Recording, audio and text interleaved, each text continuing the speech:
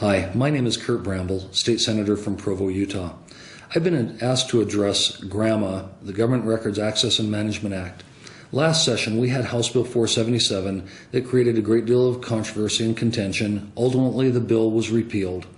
Over the last several months, a group of media, attorneys, representatives from print and other media, myself and other community leaders have been involved in a discussion, but it goes back before that. After 477 had been repealed, Governor Herbert convened what he called a GRAMA working group. Out of that GRAMA working group, there were several recommendations on how to strengthen our open government transparency, access to government records.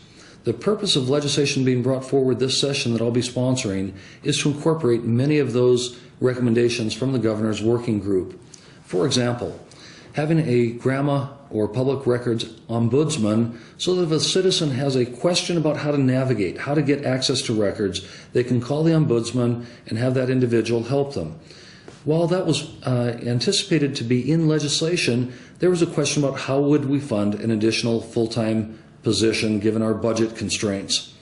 In working with the governor's office, he has agreed that that will be funded out of existing executive branch appropriations, so there won't be any need for a new appropriation. How we strengthen GRAMA. Currently, there's a Deseret News Supreme Court case. That case ruled that the intent language of the statute trumps the actual language in the law itself. So we're going to amend the law to make it consistent with the intent language and with the decision of the Utah Supreme Court.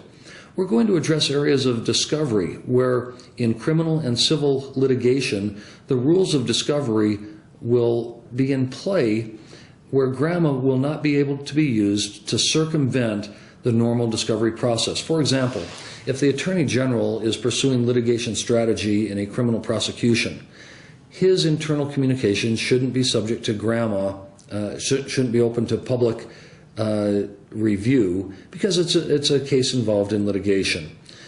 The bottom line is the bill that's being brought forward in this legislative session will have consensus between the media coalition attorneys, activists, and other individuals that have been involved in the issue.